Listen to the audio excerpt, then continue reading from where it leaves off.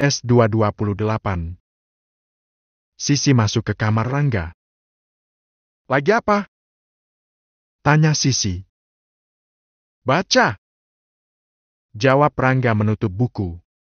Jika Sisi datang menemuinya di kamar, Rangga pasti menghentikan segala aktivitasnya. "Mau main?" Sisi menggeleng. "Kenapa Tante Sha melarang kita bilang sama yang lain kalau Mama mau punya adik bayi? Mungkin mau membuat kejutan.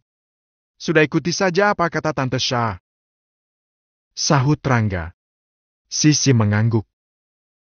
"Lebam-lebamnya udah mulai hilang." Sisi memperhatikan wajah dan tangan Rangga. "Iya kan kemarin dilaser lagi ke dokter Egidia?" jawab Rangga. "Mama net-net sama Papa angsa kita baik banget, ya. Semua orang di rumah ini baik semua sama kita. Makanya tiap hari kita harus bersyukur pada Tuhan betapa beruntungnya kita. Terus jangan lelah berdoa untuk orang tua kita," ucap Rangga. Sisi mengangguk. "Ya udah kamu terusin baca bukunya. Aku mau mainan sama Om Aleska." Sisi melesat keluar kamar. Rangga tersenyum melihat keceriaan Sisi. Senang sekali hidup tenang bersama Sisi di rumah yang penuh dengan kedamaian. Tapi lalu Rangga teringat Umaya, ibu panti yang sangat baik padanya. Rangga melangitkan doa agar Umaya senantiasa diberi kesehatan serta umur panjang dan keselamatan hidup di panti sana. Dia merasa tenang karena Mudin yang kerap memarahi Umaya sudah dipenjara. Namun baru saja Rangga bersyukur betapa damainya tinggal bersama Lanita dan Sean, dia mendengar suara Sean samar-samar. "Kurang ajar memang si Marina itu.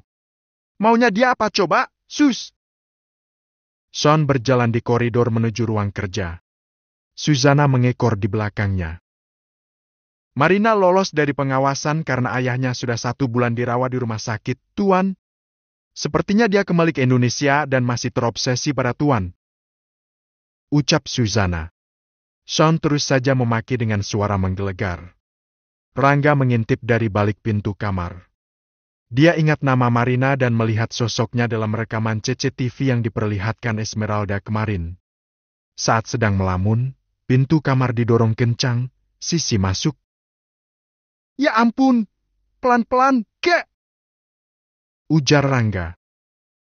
"Papa angsa marah, suaranya kenceng banget." Sisi ketakutan. "Tapi Papa bukan marah sama kita, melainkan sama Marina. Marina yang kita lihat di tabletnya Mrs. Esmeralda, ya?" Rangga mengangguk. "Siapa sih dia? Yang ngatain kita anak pungut, kan?" Rangga kembali mengangguk. "Papa marah banget sama perempuan itu, karena gara-gara dia kita terluka. Papa nggak terima, bukan marah sama kita. Kamu tenanglah." Rangga menenangkan Sisi yang tampak ketakutan. Sisi mengangguk. "Kita jangan nakal biar Papa nggak marah." Suara Sisi sedikit gemetar. "Aku nakal kemarin tapi buktinya Papa nggak marah karena aku nggak salah. Aku belain kamu. Percayalah, Papa angsa bukan orang tua pemarah sebetulnya. Kamu dengar kemarin, Papa angsa malah kasih semangat kalau tindakanku sudah benar melawan mereka." Rangga menepuk-nepuk bahu Sisi. Sisi mengangguk lagi dengan wajah yang masih saja takut-takut. Sore beranjak menua, malam pun tiba. Sisi masih saja berada di kamar Rangga. "Sisi, Rangga, ayo kita sholat maghrib berjamaah." Lanita mengetuk pelan pintu kamar Rangga. "Ayo," ajak Rangga pada Sisi. Sisi menggeleng. Rangga membuka pintu. Lanita melambai pada Rangga dan Sisi. "Loh, kamu kenapa, sayang?" Lanita bertanya pada Sisi. "Aku takut Papa," sahut Sisi lirih. Lanita mengernyit.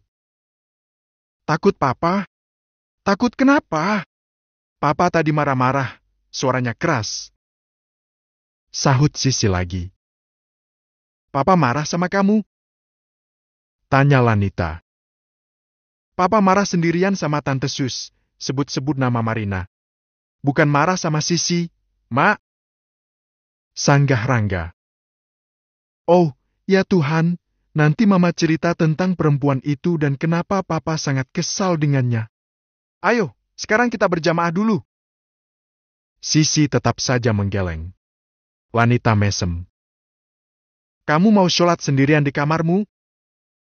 Sisi mengangguk. Ya sudah, tak apa-apa. Ayo, Rangga. Wanita mengajak Rangga yang sudah bersarung dan berkopiah. Anak lelaki berbulu mata lentik itu sungguh tampak semakin tampan memakai kostum sholat. Sisi segera menyelinap kembali ke kamarnya di sebelah kamar Rangga dan menunaikan sholat maghrib sendirian. Saat Sean bertanya di mana Sisi, wanita bicara dengan pelan mengenai ketakutan Sisi setelah sholat selesai. Kemarahanku membuat Sisi takut. Sean merasa bersalah. Tadi pulang kerja aku memang sangat kesal.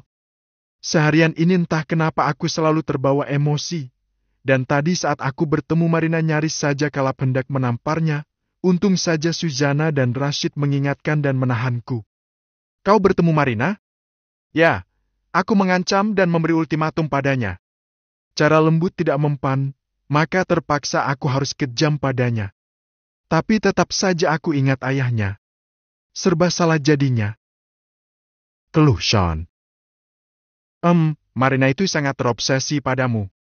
Orang yang terobsesi biasanya kesepian dan mencari perhatian. Harus ada orang lain yang memberinya perhatian ekstra padanya. Ucap wanita. Sean kembali teringat pertemuannya dengan Marina tadi sore sebelum pulang. Sean, jadikan aku yang kedua.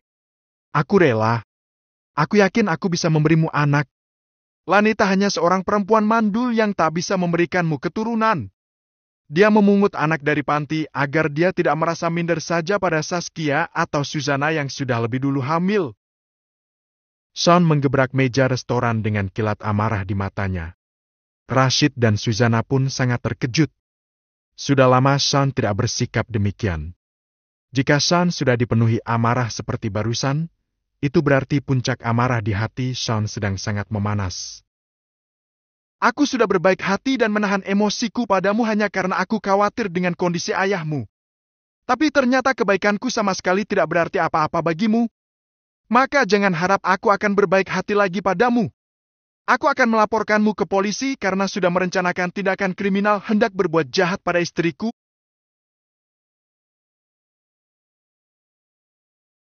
dan menjadi pemicu perundungan anak-anakku di sekolah. Marina hanya tersenyum santai. Dia mengedikkan bahu.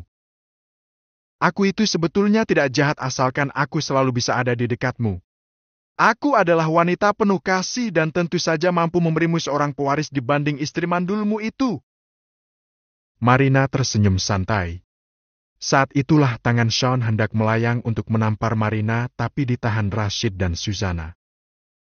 Jangan Tuan kotori tangan Tuan dengan menyentuh wanita gila ini, Tuan!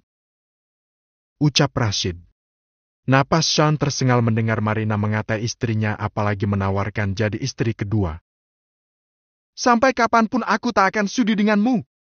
Tak akan pernah aku menduakan Lanita Azelia apapun kondisinya. Camkan itu!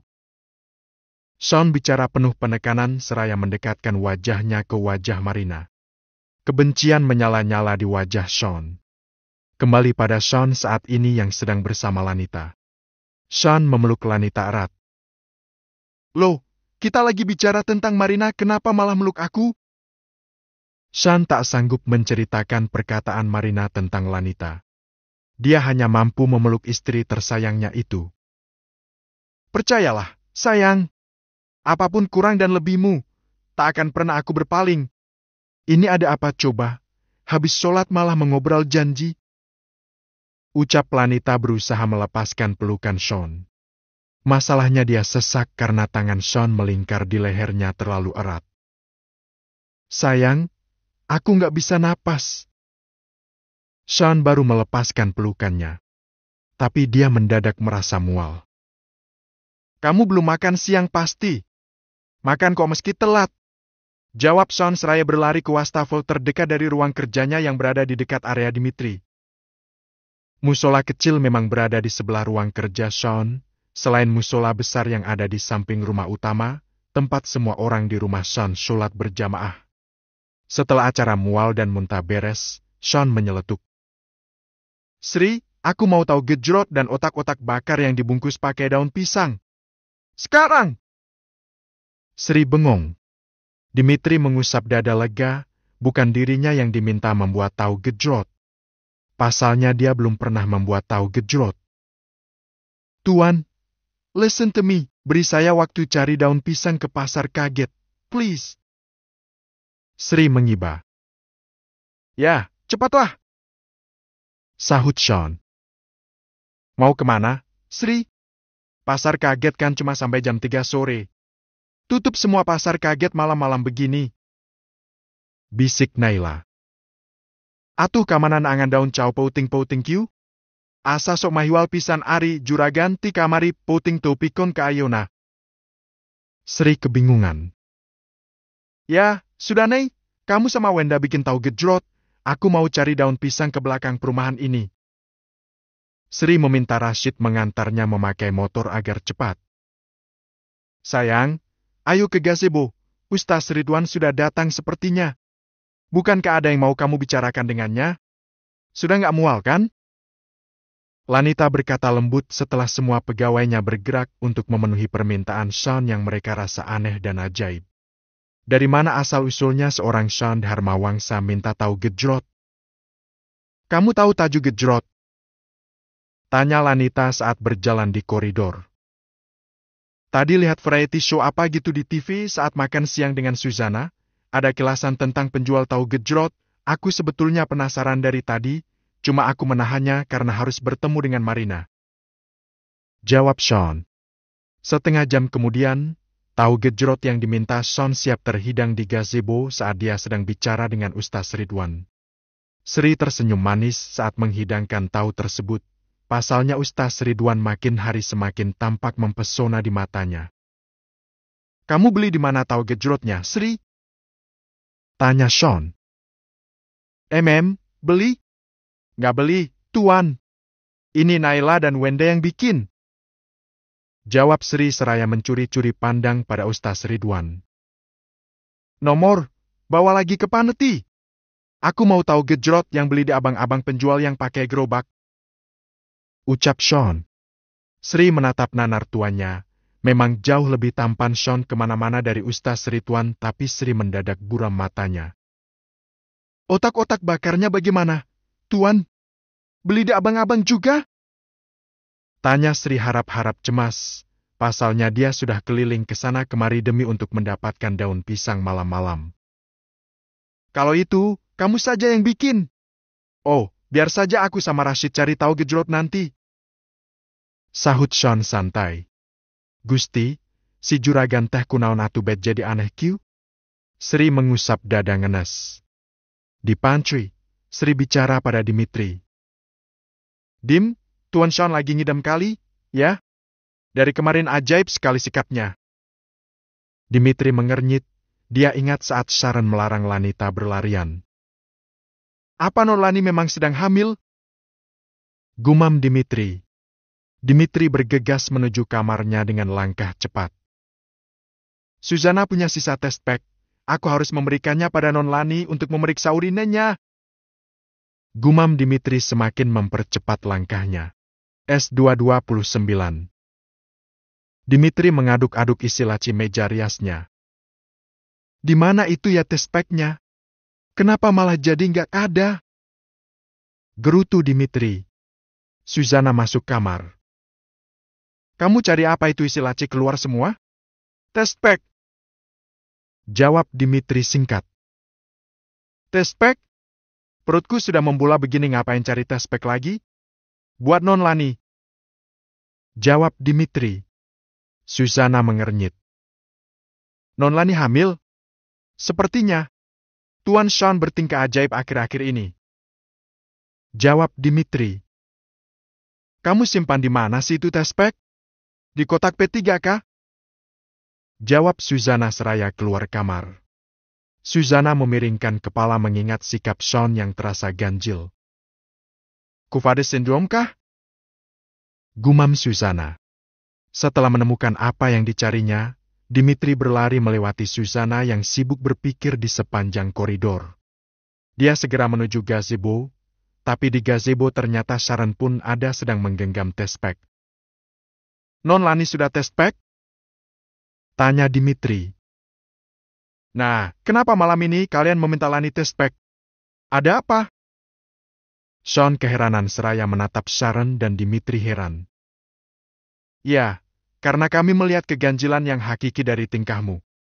Makanya aku berinisiatif membelikan Lani tespek," sahut Sharon. "Di laci meja riasku juga banyak tespek. Tapi aku sembunyikan.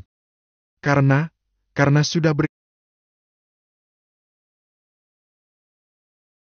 berkali-kali tes, hasilnya tetap saja satu garis," jawab Lanita sendu. "Ustaz, maaf pembicaraan kita terinterupsi dengan perkara tespek," ujar Sean. Ustaz Ridwan mengangguk maklum. "Ini, Non, tespek ini akurat. Aku yakin Non Lani sedang hamil dan Tuan Sean yang ngidam." Dimitri meletakkan tespek di atas meja. "Memang lelaki bisa ngidam?" tanya Sean. "Bisa, itu namanya Kuvade Syndrome atau lebih dikenal dengan sebutan kehamilan simpatik." Tiba-tiba saja Parmia muncul di antara mereka. "Nah, Bu Parmia kan mantan perawat dulunya. Pasti lebih paham apa itu kehamilan apa tadi? Kuvade, ya?" Sharon tampak bersemangat. Parmia mengangguk dan duduk di sebelah Lanita. Sean tiba-tiba mengelus perut Lanita mesra, tapi Lanita menepisnya pelan seraya berbisik. "Ada Ustaz Ridwan, malu atuh, ih." Sean mesem lalu malah mengecup pelipis Lani. 25 hingga 70% lelaki di seluruh dunia bisa merasakan gejala kehamilan saat sang istri berbadan dua. Biasanya jika suaminya ngidam, istrinya malah tidak merasakan apa-apa, tidak merasakan gejala-gejala ngidam. Jelas Parmia. "Bisa saja kandunganmu sudah mencapai trimester pertama, Nak." Parmia mengelus punggung Lanita. Lanita mengerjap beberapa kali. Dirinya hamil? Benarkah? "Apa itu benar, Bu? Sean bisa mual-mual karena ngidam?" tanya Lanita. Parmia mengangguk. "Itu termasuk gejala fisik, seperti mual, sakit perut, kembung, sesak, perubahan nafsu makan, masalah kram kaki, sakit punggung, bahkan iritasi kandung kemih," jelas Parmia. "Nah, gejala psikologisnya biasanya cenderung sering marah-marah, gelisah bahkan penurunan libido," imbuh Parmia. "Penurunan libido?" tegas Sharon. Parmia mengangguk. "Lan, akhir-akhir ini Sean jarang minta jatah, nggak?" Sharon bertanya tanpa risih dengan yang lain. Lanita tersipu, pipinya bersemu merah. Aku sih gas terus," tukas Sean sembari menaik turunkan alisnya pada Lanita. Sharon dan yang lainnya tergelak. Rashid yang memang ada di sana ikut menimpali. "Pantas saja kemarin malam Tuan Sean saklek minta mangga muda 3 biji." Lalu mengalirlah drama buah mangga yang terjadi malam itu. "Nah, pagi kemarin juga Tuan muntah-muntah dan bilang kalau perutnya terasa kembung." Timpal Sri seraya meletakkan otak-otak bakar yang baru saja matang. "Makanya aku melarangmu lari-larian dengan anak-anak kemarin. Aku takut kamu beneran hamil dan tidak menyadarinya." Timpal Sharon. "Kamu pengalaman banget, Syah, soal kehamilan simpatik," ujar Lani. "Temenku ada yang mirip Sean. Istrinya Adam ayam tapi suaminya yang heboh ngidam," jawab Sharon. "Sudah, sana tespek. Kita nggak sabar pengen tahu," desak Sharon menyerahkan tespek pada Lanita. "Non Lani, tespek ini saja. Ini lebih akurat." Dimitri menyodorkan tes patchnya. "Gak usah, pakai tespek ini saja. Ini tespek paling mahal." Sharon mendelik sewot pada Dimitri. "Ini mungkin gak mahal, tapi akurat. Susana saja kemarin pakai ini. Hasilnya akurat." Dimitri bersikukuh. Enggak, pakai ini, Lan. Sharon menepis testpack Dimitri. Sudah, pakai saja dua-duanya, biar adil sentosa gemari Pahlo Jinawi. Kalau dua-duanya menunjukkan hasil yang sama, malam ini juga kita ke dokter. Sean menengahi keributan Sharon dan Dimitri. Sana ke toilet, pipis. Desak Sharon. Lanira menoleh pada Sean. Sean pun mengangguk tanda setuju. Lanita digandeng Sharon masuk rumah. Semua orang yang berada di gazebo melangitkan doa semoga hasil testpack adalah garis 2. Tak berselang lama, Sharon berjoget samba di depan pintu masuk seraya mengacungkan 2 testpack pada semua orang yang ada di gazebo. Lanita muncul di belakang Sharon dengan wajah gugup sekaligus senang. Segala rasa bercampur satu di hati Lani. Sean tak sabar, dia menghampiri Sharon dan mengambil testpack. Allahu Akbar, garis 2! Pekik Sean. Seketika Sean merangkul Lani dan menciuminya bertubi-tubi. Kita ke dokter sekarang juga, sayang.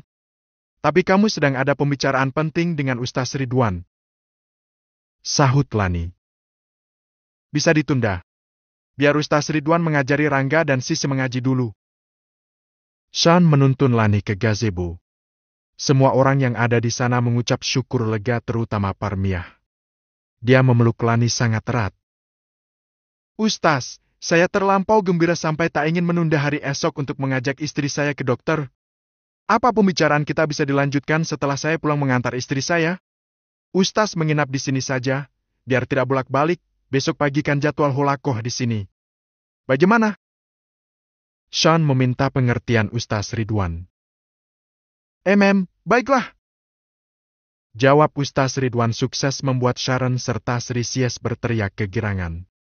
Maka tanpa diminta, Rashid segera mengambil mobil di carport untuk mengantar Sean dan Lanita ke dokter. Rashid, jangan ngedumel kalau aku ngidam malam-malam.